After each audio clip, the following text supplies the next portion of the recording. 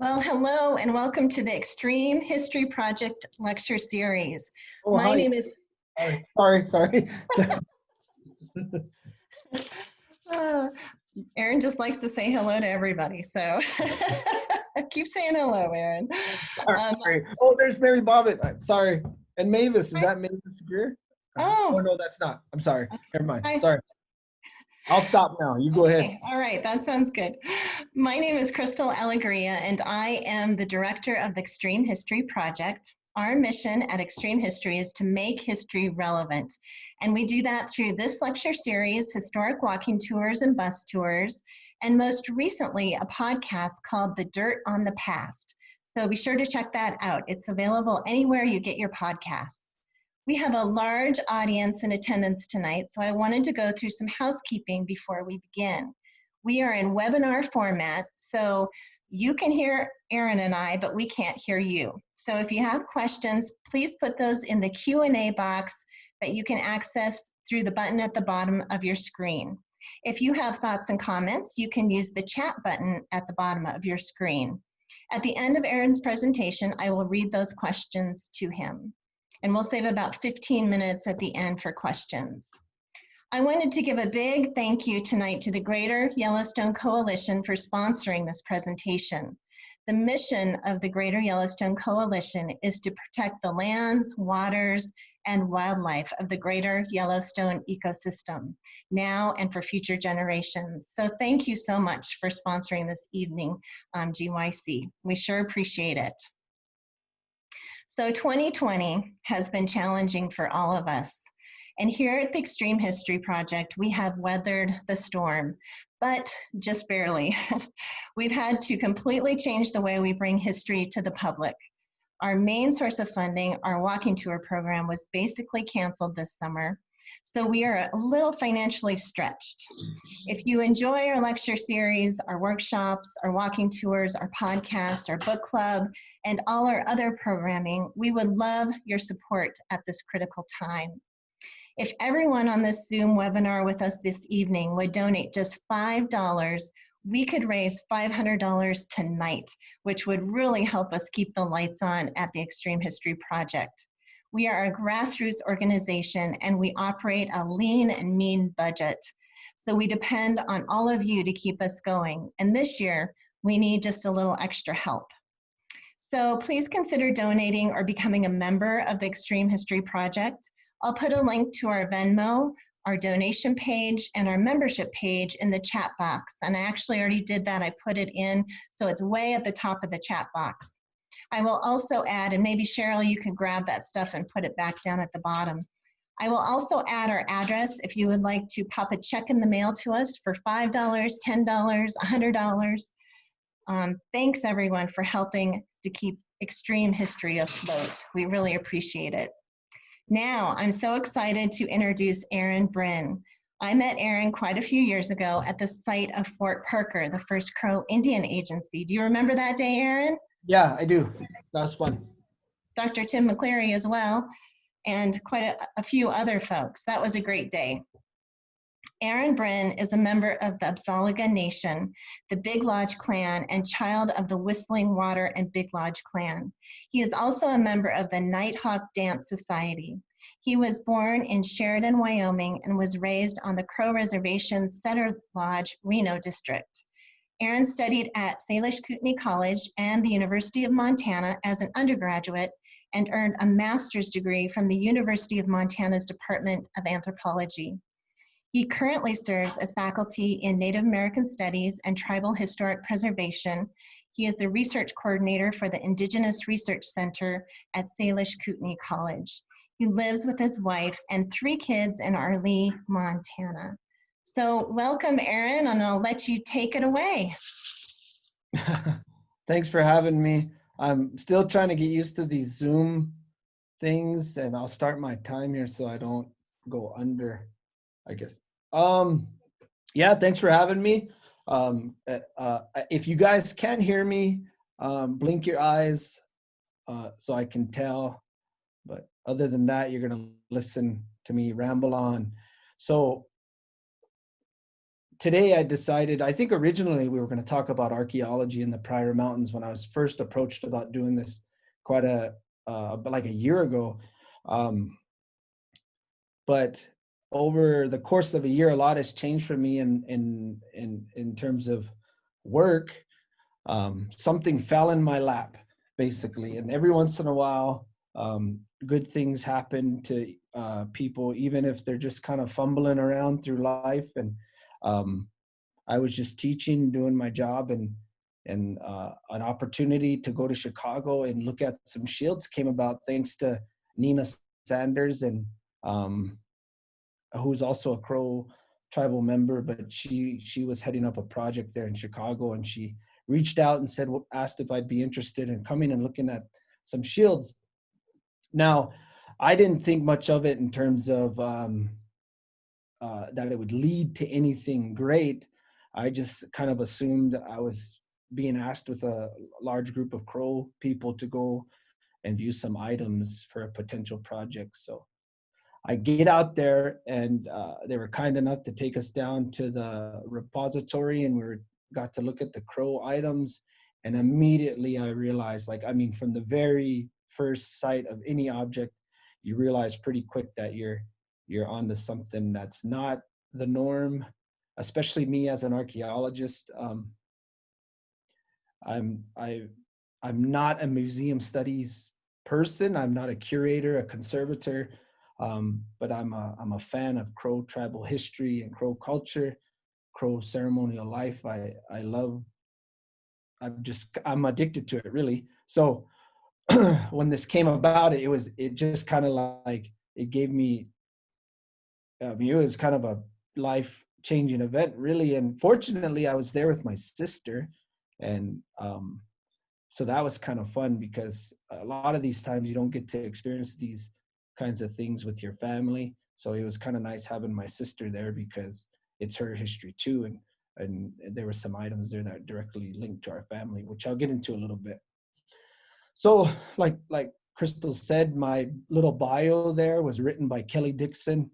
I didn't think it would be appropriate for me to write my own bio. So when people ask me to send a bio, I think it's kind of funny that I don't want to write a bio about myself, because if I did, I'd probably make myself sound way better than I am. But Kelly Dixon wrote that one, so I owe her that. She went out on a limb to make me sound decent. So thanks to Kelly Dixon. I guess we'll get into this now. So, and I'm assuming there'll be time for questions at the end. I'll use up probably about a half hour of your time here, maybe 40 minutes, and then we'll get into some questions. So, all right. Oh.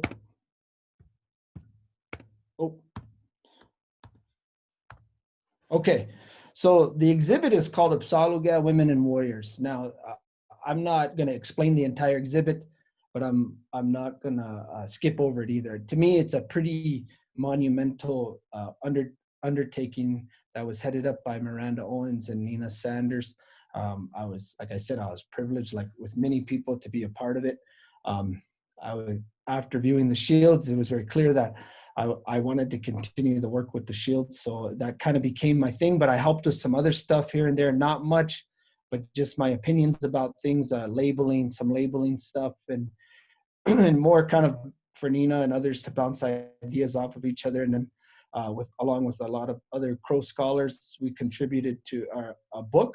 So if you guys want to purchase the book, maybe Crystal can, we'll figure out a way to put that in the box. But all the proceeds go to Little Bighorn College, which is the Crow tribal college right in the middle of the res. So now this group of Crows is made up of anthropologists, journalists, photographers, filmmakers, and this entire project was funded in collaboration with with Crow tribal members, the Chicago Field Museum, and the Neubauer I can't ever say that, Collegium for Culture and Society. I didn't know what that was. In fact, I thought I made fun of that word quite a bit, collegium or collegium.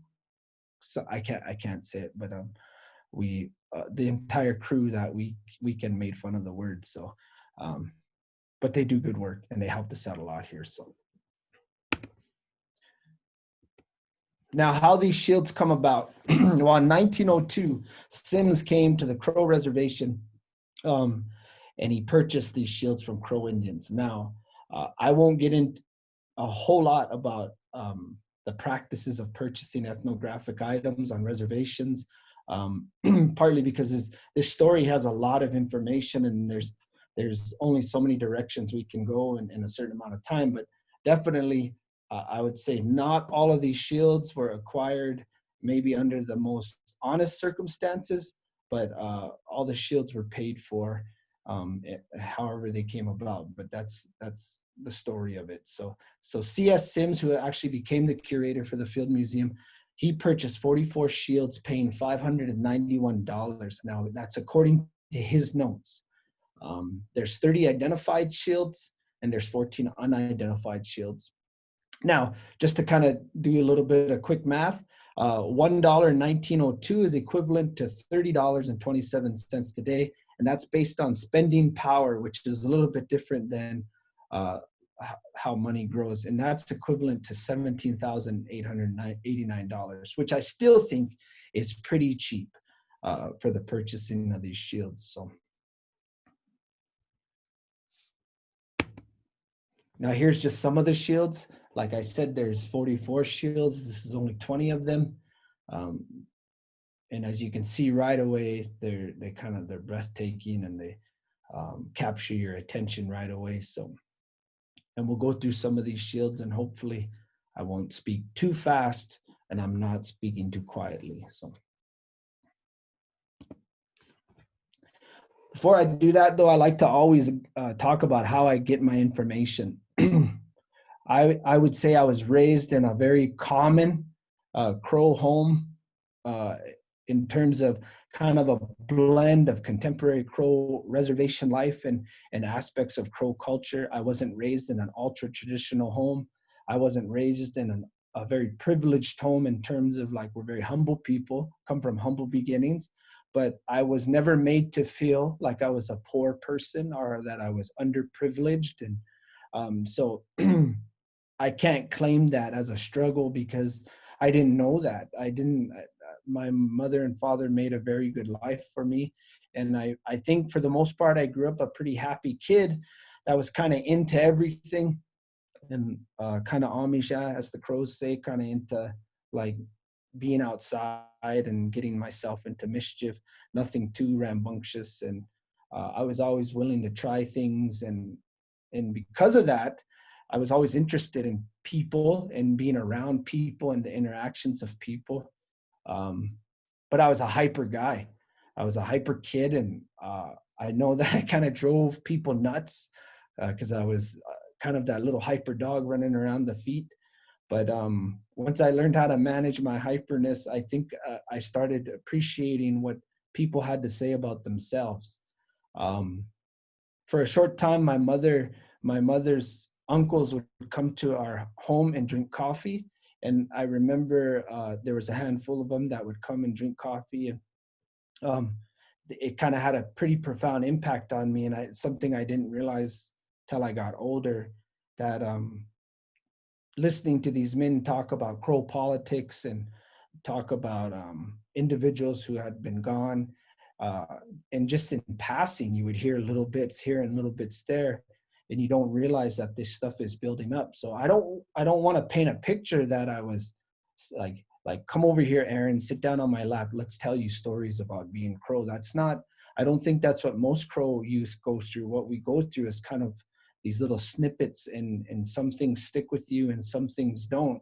So, but as I got older, I started putting those pieces together and I started appreciating what people had to say.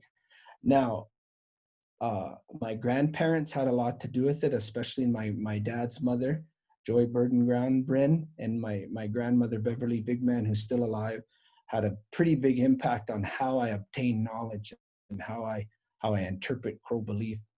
But that's kind of what kickstarted me in terms of not being shy about collecting information.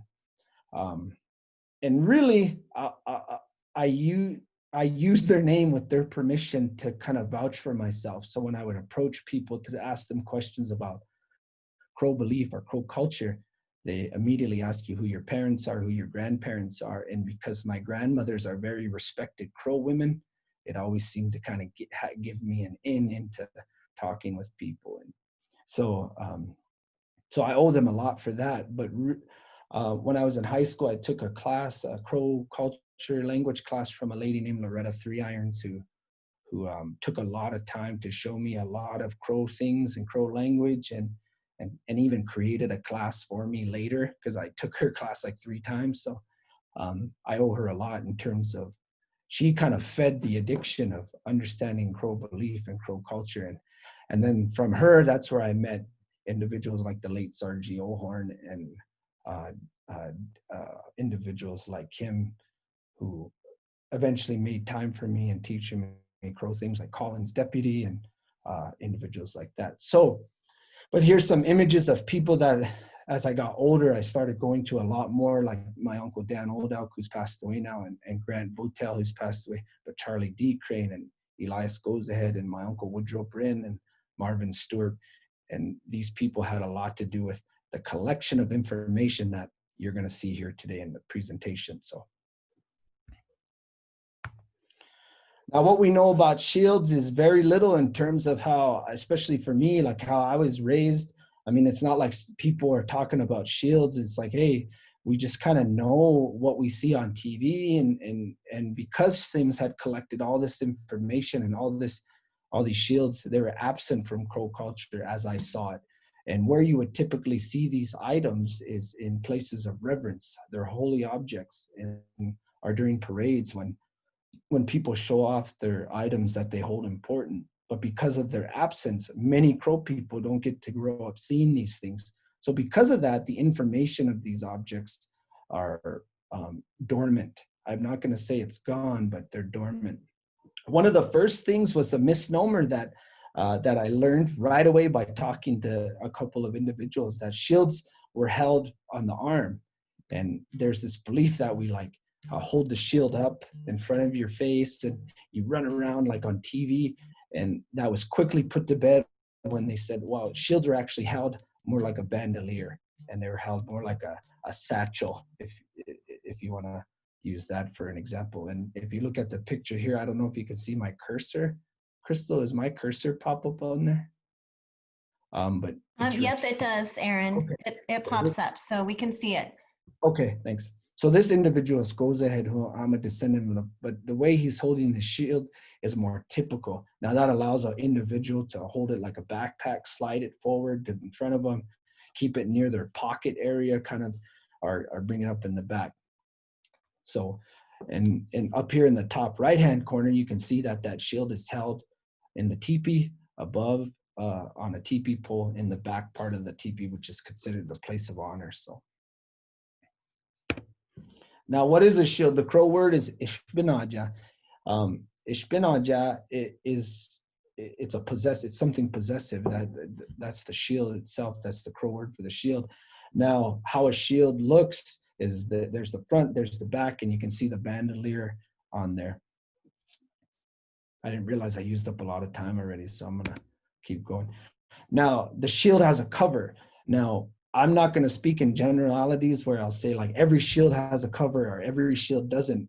We know that the majority of them do have covers. So, and these covers are just buckskin with a drawstring that pulls tight to cover the shield.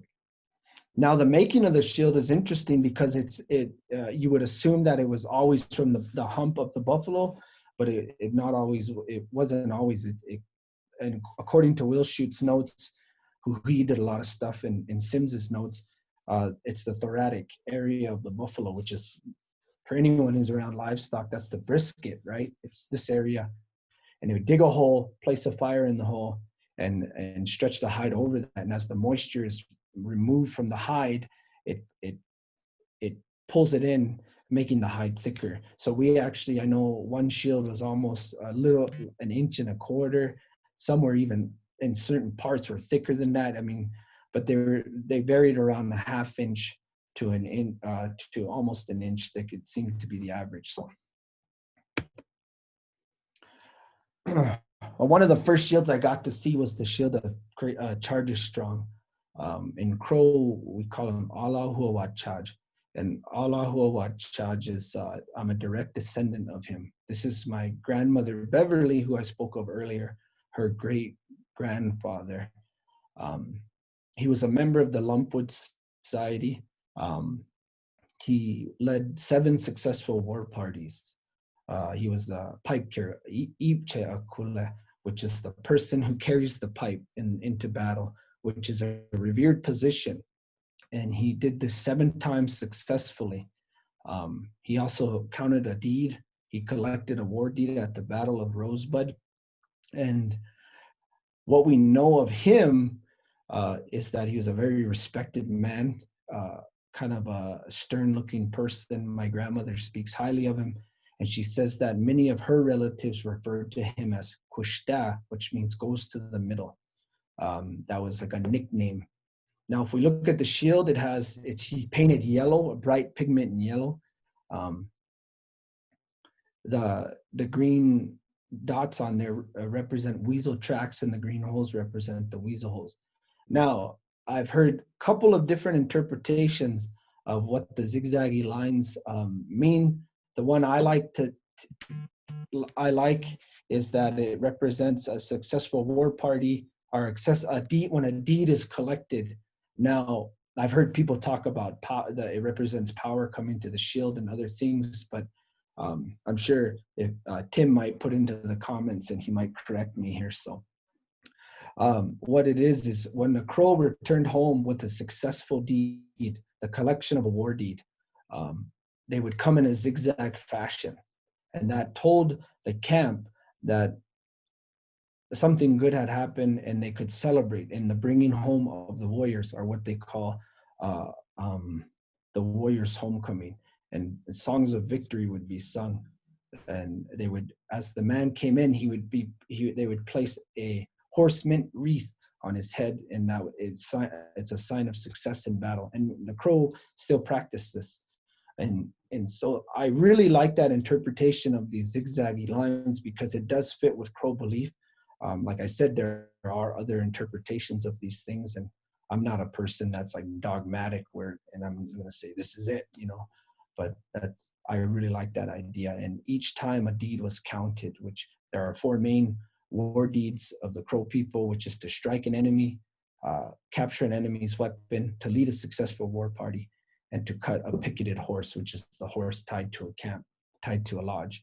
But there's some other minor deeds, things like the deed of the day, which is determined by the war leader. And that deed it can be anything like the first person to reach the camp or the last one to leave the camp. It's determined by the war leader. And there's another one that's considered a highly respected accomplishment, is to save a comrade in battle.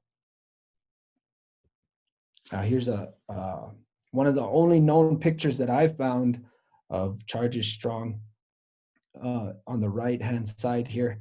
And anyone who knows the Goes Ahead Pretty family from prior, there was an older gentleman named Cardi Goes Ahead, who I believe Cardi looks just like Charges Strong, and that would have been his great-grandfather. So that's how I'm justifying that this is truly Charges Strong. The next shield belonging to Crazy Sister-in-Law. And I know a lot of people ask right away, what does his name, where did he get his name? I don't know. I don't know where his name came from. In Crow, you say Wúakbaalaaxish, Crazy Sister-in-Law. His sacred power, his medicine, was the burrowing owl, which Pretty Shield refers to it. The daughter of Crazy Sister-in-Law refers to it as the long-legged owl that lives in the ground. To me, it's one of the most remarkable shields we have there, and it is, I think, the thickest shield we have there. I say we, but I'm referring to the Crow people having it at the Field Museum. He was one of the most respected war leaders of his time until an incident where he was wounded in battle, and many Crow people have suggested that that's when he lost his power. In Two Leggings' earlier life, he says that Crazy Sister-in-Law used him as a scout, and that kind of like jump-started his warrior career. So he acted as an advisor for a short time to Two Leggings, possibly tell this event had happened, which his song is named after, or his song speaks of. Crazy Sister-in-Law's song says, "Crazy sister-in-law, you came close to them," referring to the enemy. "You were wounded many times, you were wounded." And he survived that, so the Crows seen it as a deed, as something that was to be mentioned. So the song still lives today, and it's used among the Wilson family, which is my family, and the Hogan family. And yeah, so like I said, he achieved the Crow military rank of pipe owner, or the carrier of the pipe, which is a very respected position. Since there's no picture of Crazy Sister-in-Law, this is the closest thing that we have to him.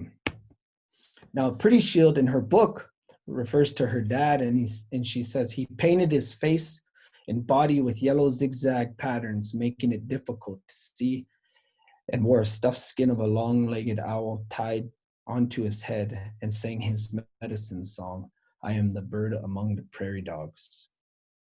Now, why this is important is because it does substantiate some stuff for us. And what it is that he's a very respected war leader, that his power and his medicine objects was great, but also the yellow plays a big part, that he painted himself in yellow. Now, if we go back to the shield, we can look closely that there's yellow pigment on the shield. So it's very possible, and it's probable that Crazy Sister-in-Law painted these himself, that paint is a residue from his own touching, which is a pretty profound experience for myself. So the next shield belonging to Chíischipaaliash, which by coincidence, and I don't know how this happened, this name was given to my dad's father, Kenneth Bryn Sr. And I don't know the story of how he ended up with the name, but it's the exact same name, and I was told that it was given to him after this person. Chíischipaaliash was born around 1860, and he was killed by a Crow cop in 1887 after he attempted a rebellion against the U.S. government. But what's really cool about the shield, and the best part about it, is that it has a depiction of thrown into the spring, which is one of the two Crow figures that were seen as divine, and that these individuals went on to destroy monsters and bad characters that were out to get individuals and hurt people. And the Cranes had guided them to do this and show them where the enemy was. And the killing of Red Woman and Longarm and an elk, a tyrannical elk. And so many Crow people, especially during this time, viewed Lodge Boy and Spring Boy as powerful beings. And during times of fasting, it was the hope that you would see one of these individuals and that your power would be of Lodge Boy or Spring Boy. Now, if you want to know more about Lodge Boy and Spring Boy, and this is a shameless plug, you got to go buy Tim McClary's book, The Stars We Know. It's a good one. It'll explain it all to you. The next shield is of two leggings. Now, this is probably one of the most popular shields in the collection. Now, what we're actually looking at is not the shield itself, it's the shield cover. So not all the shields had painting or depictions on the shields. They might be on the cover, some vice versa. It was on the shield itself, and they placed the cover over it. The black line represents the horizon, and the hand represents the hand star, which is Orion's belt. So where the hand is, the wrist of your hand is the belt of Orion, the 3 stars of Orion's belt. The hand was cut off, depending on the version of the story you hear. The Lodge Boy and Spring Boy cut the hand off a Red Woman, and in some versions they cut the hand off a Longarm. The one I typically heard the most was they cut off Longarm's hand, threw it into the sky, and from that time is so we can keep an eye on where that hand is, so it would not bring fear or harm anyone again. So he also achieved the rank of war leader, and I think he was considered the last principal chief of the River Crows, which is also known as the Black Lodges, Ishbinnaache. And like I said, it shows the constellation of the hand star on it. And the other one showed the constellation of, Lodge, or Spring Boy, which became Venus, I believe. So Leggings was also well known for his spiritual power. And that's important to know because we'll get into it a little bit later. But it's noted that all of these individuals, their successes, they believe, come from the power they obtained through fasting or through the wish making of their clan fathers and mothers. And here's just a really cool picture of Leggings. The notes of the picture from William Wiltshire just says preparing his medicine or displaying his medicine. And I just thought it was a really cool picture because of the way the cottonwood tree is and stuff. Now the shield of Spotted Tail, who I'm also a descendant of. This is on my mother's dad's side. I guess you call that your paternal grandfather, right? I don't know. Your maternal, I don't know. I'm sorry. I just failed cultural anthropology just now. So he was born around 1851. He was of mixed heritage, though. He was Crow and Hidatsa. But he also achieved the rank of the pipe carrier. The shield in the Sims notes, Spotted Tail tells Sims that this shield was handed down 5 generations, which is pretty profound. If he was born around 1850, that places the shield, of course, very easily into the 1700s. And the unique aspect of this shield is it's by far the largest shield in the collection. But it also has the main figure on the shield is the buffalo above, which is another crow constellation, the crow constellation of Taurus. So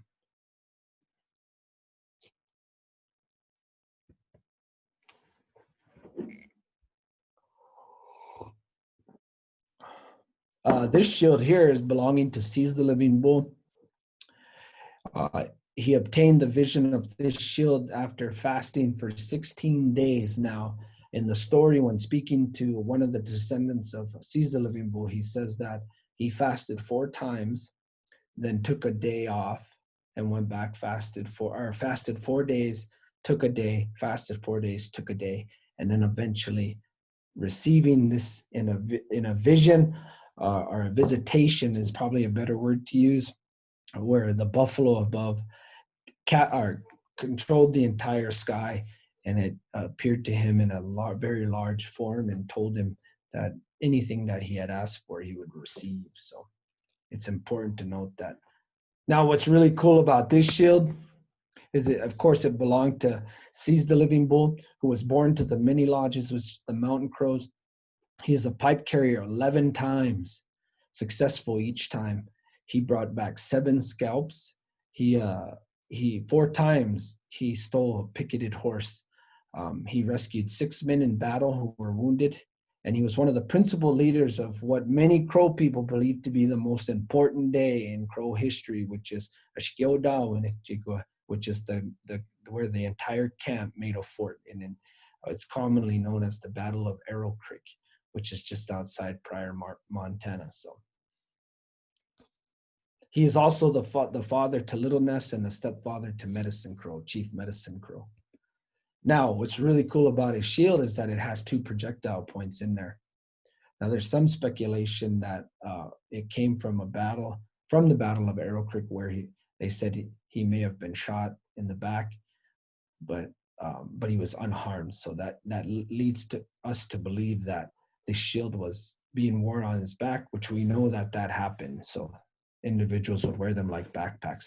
But according to his descendants, that this shield had the power to bring the buffalo near you, and that the power that if you were in times of need, you could use this shield and it would bring the buffalo near you, and you would have access to them. Like I said, the buffalo above appears on a lot of these shields, which is a depiction of a constellation, and they all face the same direction. Now, the buffalo above is seen at mainly in the summertime, near the summer solstice. And Crow people believe in what they call bilasisana, which is fasting, to go without water. Now, how an individual would see a constellation like this, or like I've been talking a lot about spiritual power and all these things, and how these things happen is because Crow people say to gain a medicine, you have to earn it. And so this idea of spiritual reciprocity comes into play, like you're going to pay for something to get something. Now, the most common form of fasting among the Crows is to do it in the fulfillment of a vow, meaning that you would make an agreement with the Creator, saying, if I had a sick relative, I would say, if this individual is healthy, when they become healthy, I'll go and fast in the fulfillment of a vow. But many times Crow people, they would want to seek their own spiritual power, which we refer to as Báakkaawishee, which means something holy, or something that is divine, you know. And these two images here show the different kinds of fasting beds that are common, the kind of circle egg-shaped ones and the horseshoe-shaped ones. Both of these pictures were taken by me in the Pryor Mountains, but they're all over the Rocky Mountain region. And for sure, there's still many on the reservation. So now, like I said, a spiritual power is obtained through fasting, but it can also be given to you by one of your clan relatives. It could also be, you can have what they call an awake dream, or something can come to you, and then you might go to your clan mothers and fathers and say, hey, this happened to me, and they'll help you to interpret that. And this acts as kind of a safety net, because if we were just all left to our own devices, we'd all be medicine men and we'd all think we can get away with whatever we want. But our clan mothers and fathers help us to do things in the right manner. So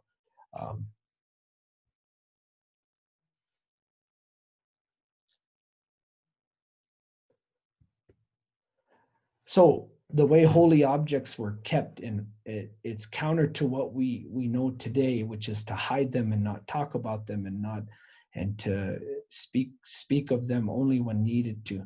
In the old days, Crow people actually placed them outside. They would place them in the rear of the lodge during the day for them to, as one elder told me, they're solar powered, so they need to see the sun. So if you look at this tripod right here, it actually has a shield right here on the tripod, but it's covered. And my grandmother, Beverly Bigman, told me when she was a little girl, she ran behind a teepee and seen a tripod, and she said, that's the only time I've seen a shield. My other grandmother, Evelyn Oldouk, spoke of a time where she got in trouble because she ran underneath a tripod, and they were pretty upset with her. But these were considered revered places in the back side of the lodge. And they're, in growing up in Crow, like, you play a lot at nighttime, and I always remember people saying, don't play in the backyard, or stay in the front where we can see you. Or they would tell you, or if you notice, every Crow home has a really tiny backyard and a big front yard. And I always wonder that if this didn't have something to do with it, that these medicine objects up until the 1970s were still being placed in the back of the home, some even hanging from houses. So, am I doing okay? Yep, you're doing good. Okay, all right. So now and while I'm talking about this stuff, I always want to bring up the fact that there's another misnomer that the women didn't have a vital role in the handling of sacred objects, and shields are definitely sacred objects. Anything that is living is cared for by a woman, and she acts as the custodian to those holy objects. And it's important for people to know that this was not something solely for men, that these objects were in desperate need of women and the assistance of women. Now, naturally, you would want a married couple to be in the charge of something sacred. But there's been many times where like either a woman just possessed it or a man possessed it because they were widowed or something. And in that case, they might have a respected brother or their sister come in and act in that position of the woman. But Roger Stops, elder of the Crow tribe, and who's gone now, said man and wife act as a ceremonial pair. So and he's in reference to that. So like down at the bottom, the late Francis Stewart and Cerise Hogan are handling sacred objects there, and it was never seen as something that was bad or inappropriate. Now, if you look at some older pictures here, we have different ceremonies here that, now I won't get into a whole bunch of detail, but you can tell that it requires the man and the woman to be there together. So it's the same idea with these shields. These shields were cared for by the women. And when it came time to parade the woman, the man would gladly place the shield on the women of his family during that parade time as a form of showing off. And Crow people don't believe that. Not all Crow people believe that these objects are things that need to be hidden. There's still a large portion of Crow people that believe that you need to hold these things and touch these things, and you'll receive the good fortune of holy objects. Now, we kind of ask ourselves, or at least I did, what's the impact of these shields not being there? Now, I use this quote because it hits right to the point. It says, "My father's father gave me my name, Pretty Shield, on the 4th day of my life, according to our custom. My grandmother's shield was handsome, and it was big medicine." So right away, she's very proud of her name and where it came from, which is still a custom among the Crow. Like, who named you? Tell me the story of your name. People take great pride in that. Now, the Crow naming ceremony, when I see it being done, to me, it's a reenactment of a story, of a foundation Crow story of the 7 buffalo bulls, where the chief bull gourds a young boy and throws him into the air. And each time he lands, he first is crawling, then he's walking, then he's running. And on the last time, they give him the name Buffalo Boy, and he tells him that name is going to bring him good fortune. So when we name people, we do the same thing. We'll take the baby and throw him into the air 4 times, making a wish for that person in all 4 seasons of their life. And you might say something as, I'll wish that you'll see your grandchildren, that you'll see grandchildren or something. And on the last one, then you'll name that child. And I was very fortunate to name a child. I've gotten to name a couple, and it's been, that's a pretty big honor. But and of course, I'm proud of all the names that I've given, but we named them after our own accomplishments. Now, I didn't want to steal somebody else's name and say, hey, this is what you do, but I named a child, my best friend's daughter, Wúakbaalaaxish, which means looks for sacred things, after my job as an archaeologist. And like I said, you would throw the child in the air 3 times, and on the 4th time, you'll name them that, and then you'll ask that this name bring good fortune and good luck. Now, the reason I bring this up is because in 1885, there's 27 people, according to the Crow census, that have the name Shield, or have the word shield in the name. And why this is important is because it tells us that each individual is named possibly by somebody who possessed a shield and then bestowed that good fortune onto an individual. In 1902, we're down to 16 people. Now, this could be a result of starting to use English names in the census, but we're just going based on what the census says. By 1930, obviously, there's only going to be this many left because we don't know the names of the individuals. But there's only 5 people all over the age of 57. Now, what does that tell us? That means in 1902, Sims came and purchased the large majority of the shields, and what he didn't purchase, Wilshire came in and got a little bit after. Now, the absence of these shields tells us that individuals aren't going to be named after this holy object anymore. And with each name, the story of that individual shield goes with that name. So for example, if somebody says, Old Shield, I'm going to name you Old Shield. They're going to tell that individual why they're naming them that and what they're naming them after. And that knowledge of that object is held in that name, the name of the individual. And it's passed down, right? Just like Pretty Shield said, her father's medicine was powerful.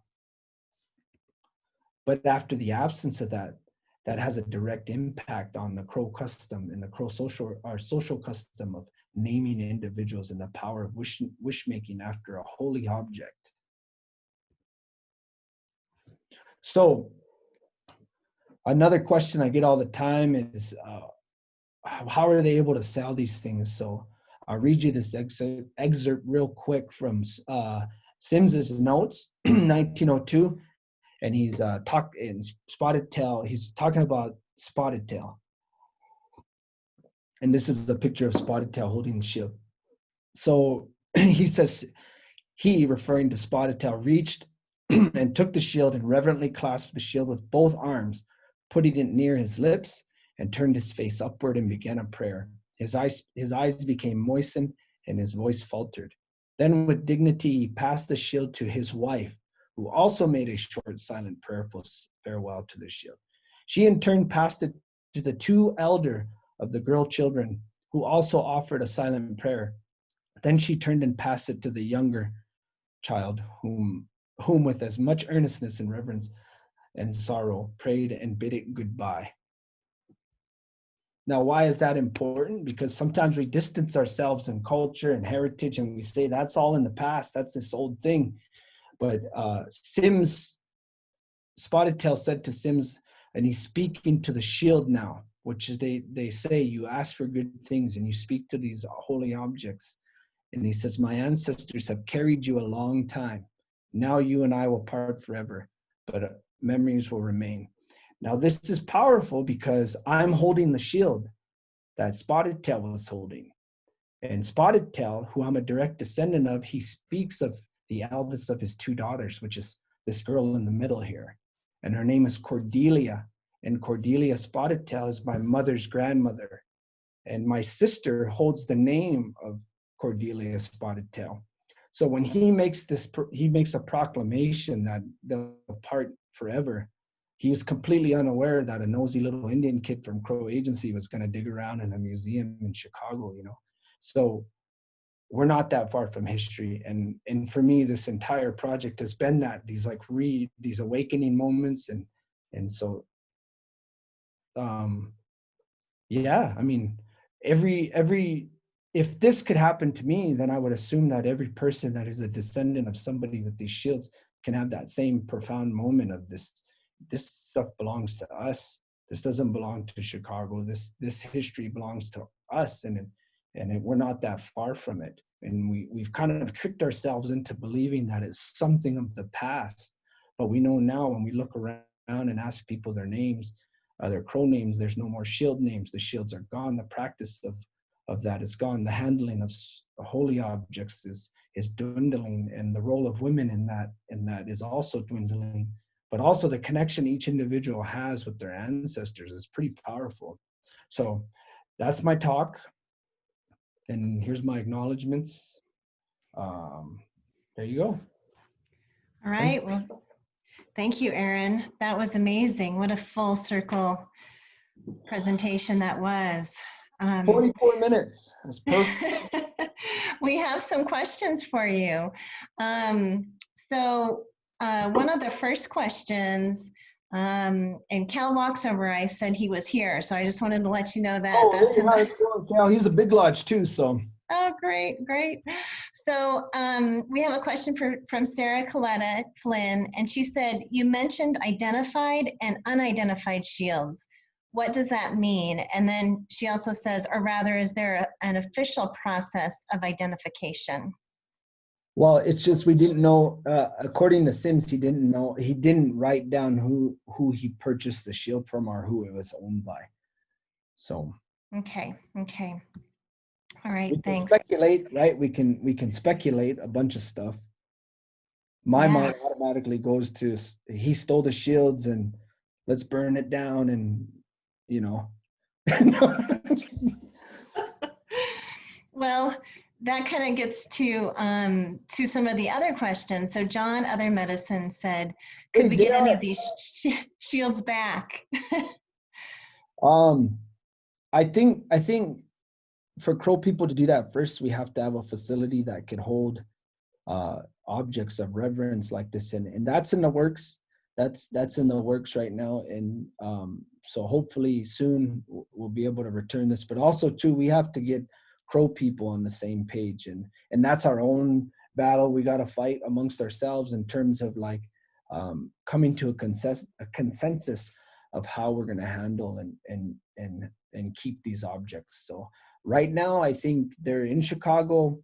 For the most part, no one's messing with them other than the 7 shields that are in the exhibit. But for the most part, they're being left alone, and I think that's good for now. But yeah, my goal would be to have them all come back to Crow where they belong. So yeah.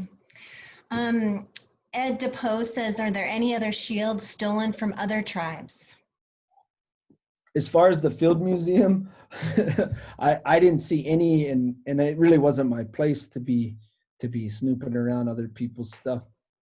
But I didn't see any other shields. I only knew of the Crow shields, but I know in other facilities across the country there are other shields. Yeah, for sure. I'm not going to accuse anyone of stealing, but yeah, they did steal them. Okay.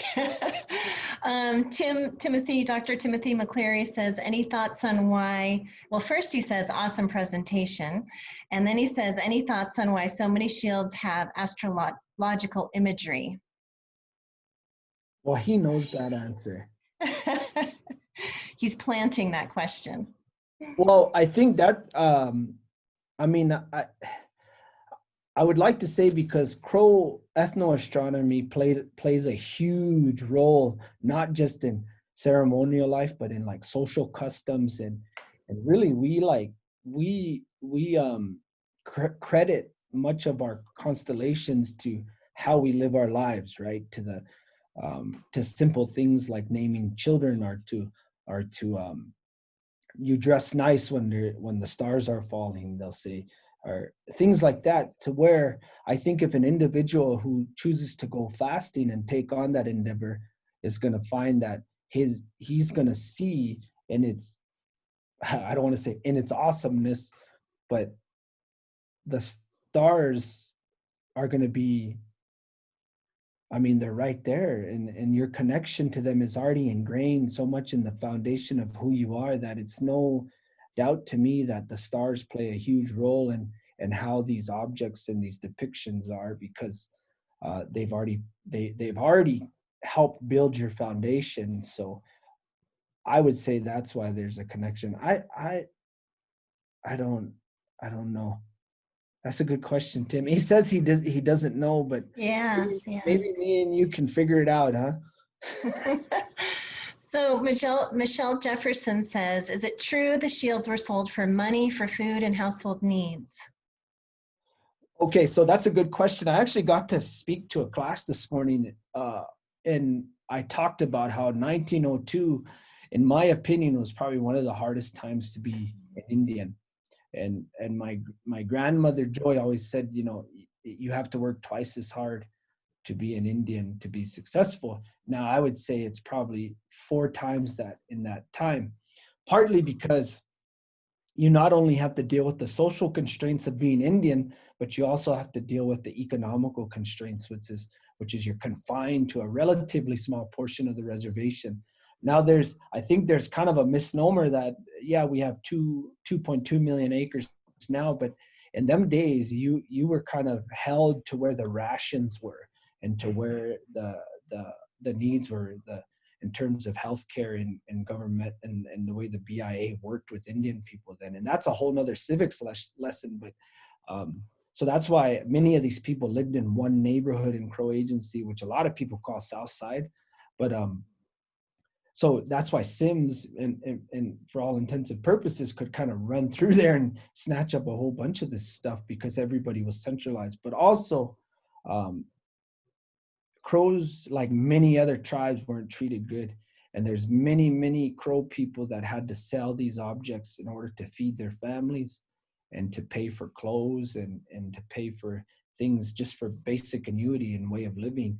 And I don't think, I can't speak for crow people at that time, but what I would tell you is that crows believed that these objects were to bring you success and to bring you good fortune. So if you're in a position where that object can provide you with something of need, I don't think many crows seen that as something completely negative. Like I said, again, I can't speak for them and I don't want to try to speak for them, but I would say that I think that a lot of crow people had to like come to terms with why they were doing these things and selling these objects. And again, people, we look at it now where everybody's kind of like aware and culturally conscious, but people were not like that in 1902. And there was a conscious effort to fight three things in Montana, and that was wolves, buffalo, and Indians. And that's the truth, and we can't deny that. And so tribal people were doing whatever they could to combat that, but at the same time feed themselves. So yes, I would say they sold some of these objects for economic need. That was long-winded, sorry. Good answer, that was good. What is the different color pigment? What are the different color pigments made of on the shields? I haven't even, honestly, like that part of the research, I haven't even started yet. And I'll have to get with people who really know their pigments because I just don't, I'm not very good with that. And there's still some crow people that know about pigments and how they're naturally made. So I can't answer that right now. Okay. Did men make these shields or did women? And I know you talked a little bit about that, but the actual making I would of the say, shields. I'm going to guess, even though there was nothing in the notes saying it was which gender made them, but I'm going to guess that men were making them. And I would also assume that it was probably some of your clan fathers that would say, well, we'll make it for you. And because it's not very common for you to say, I'm going to make myself a medicine or make myself a, you would go to somebody and maybe you'll make it, but they'll guide you in doing that. That's what I would tell you. Or whoever Okay. had the question. So Cheney Bell has a question. Have you identified any shields on the Crow Reservation? I have, but was asked to remain private. So. Okay. All right. He was asked that. Another question, describe the notion of purpose and intent of shields and how the existing shield fit into modern Crow life today. So can you say that again? That's a pretty intense question. Yeah, so describe the notion of purpose and intent of shields and how the existing shield fit into modern Crow life today. Now, I'm assuming they're talking about these shields or are shields existing? Maybe, maybe is there shields existing today, and are they in use right now in modern times? Well, that I can't comment on but what I would tell you is that the role of sacred objects is still very important to Crow people. But of course, like anything, they've evolved into other things, but the handling of sacred objects is something that's still talked about.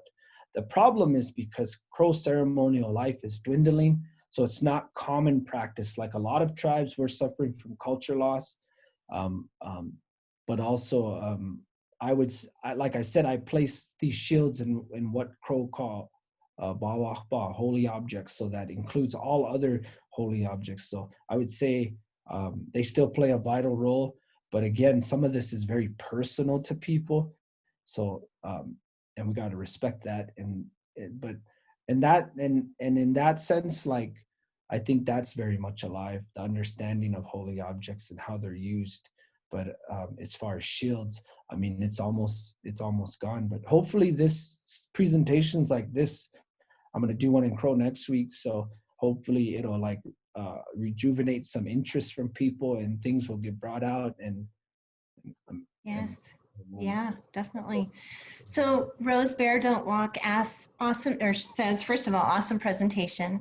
I learned True. so much. And then she says, I'm curious of what the pigments are made of and how they are created and if color has a meaning. Yeah, color definitely has a meaning for sure. Crows, when it comes to these holy objects, color and depictions are not arbitrary. You know, they're not trivial things. These are things that have to be um, um, official, I guess is the word. Now, of course, like any other people, crows love things that are aesthetically pleasing and bright and vibrant in color. But when it comes to these things, these colors are for sure. I mean, that's still where the research is going. And like I said earlier, someone asked the same question about pigment. So sorry, Rose, I don't know right now in terms of how all the pigments are made, but I'll find out for sure. All right, good. So Kevin Koistra, who works at the Western Heritage Center as the director of the Western Heritage Center, says, have some of the shield symbols been identified in Crow Country rock art? Yes. I mean, yeah, yeah, yeah. Yes. I mean, I'm not an when it comes to that, I'm not an expert on that at all. And I mean, in that rationale, nobody is. But I mean, for sure, that's where I'll give kudos to like Tim McClary and Larry Lohendorf. Like these guys spent a lot of time with the iconography of the Crow people. So, but for sure, yeah, there's some overlap and some connection for sure. Okay, all right. Ed DePoe says, do crows have victory songs that talk about shields? None that I know of. Um, I know that there's many Crow victory songs. Every victory or every accomplishment, especially in the old Crow way of thinking, was attributed to either the wish making of your clan mothers and fathers or to the individual that obtained a holy object. So for sure, the result of victory songs is because victory songs are a byproduct of holy objects. I'll say it like that. A byproduct. Okay, Kind of an interesting choice. okay, all right. Let's see if I'm missing any questions. If people have more questions, you can put it in the question and answer box at the bottom. Let's see, there's one from Shandon Pete. What is the modern crow equivalent of the crow shield today? Oh man, that's a tough question from one of my good buddies. There's some people, all these He's people asking I tough know, questions. like Yeah, good some of questions. these questions are people I know. You guys can just text me too, if you have these. No, uh, man, I don't know. Like again, I'm not an expert on any of this stuff, and I'm not an expert on Crow ceremonial life.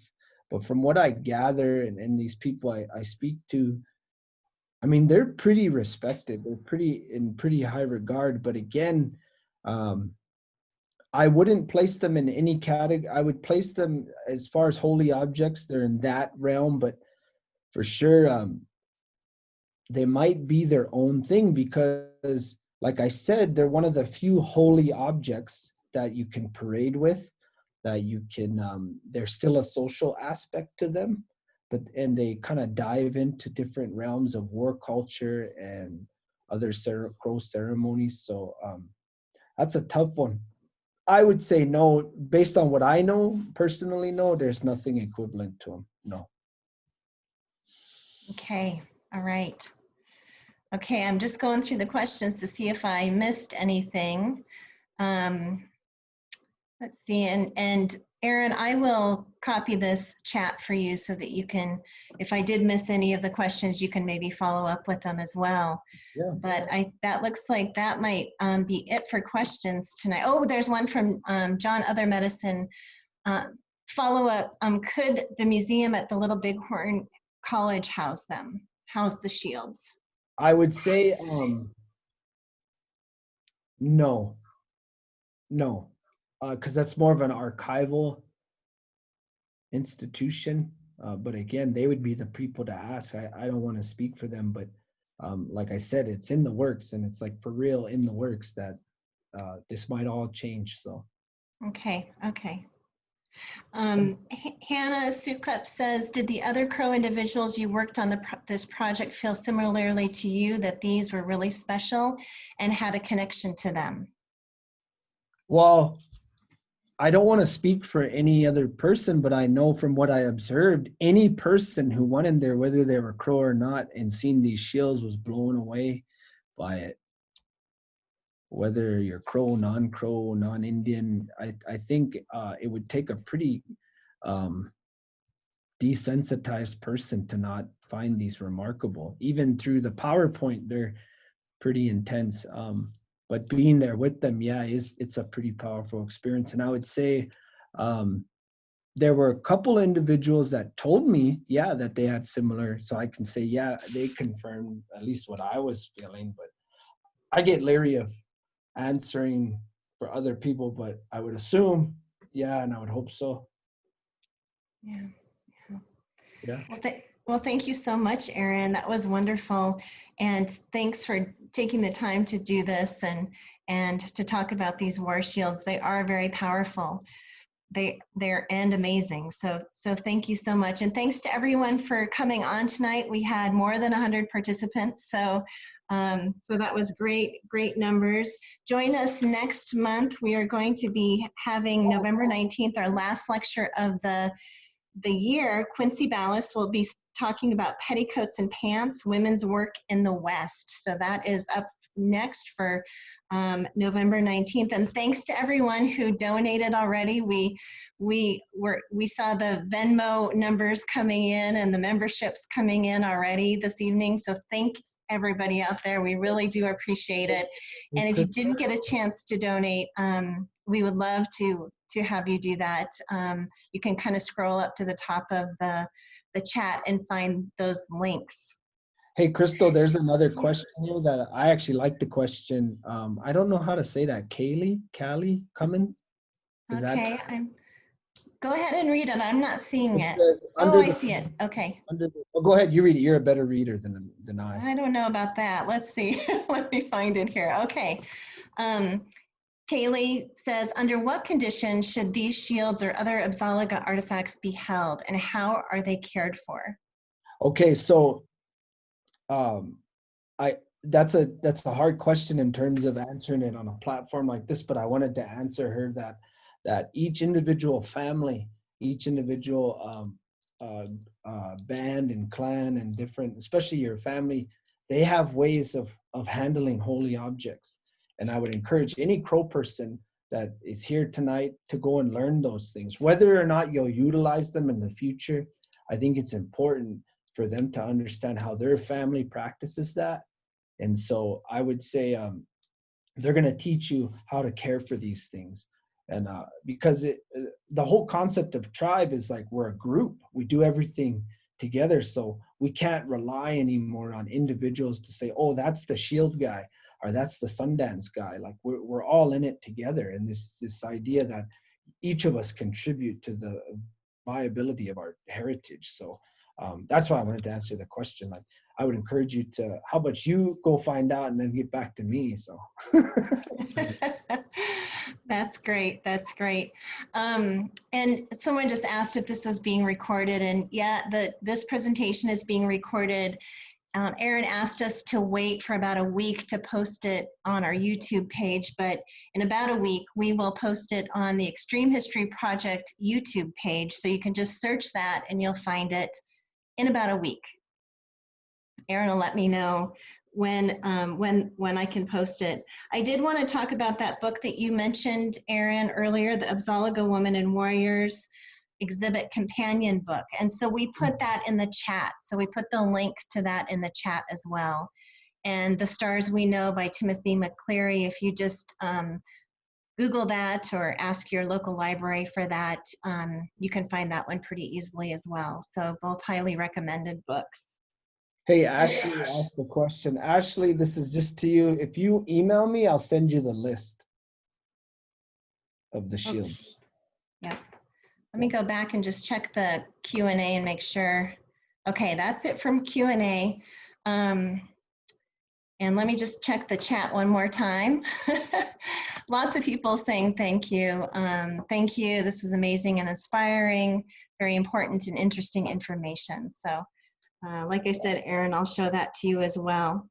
But thank you, everyone, again. And thanks so much to Aaron.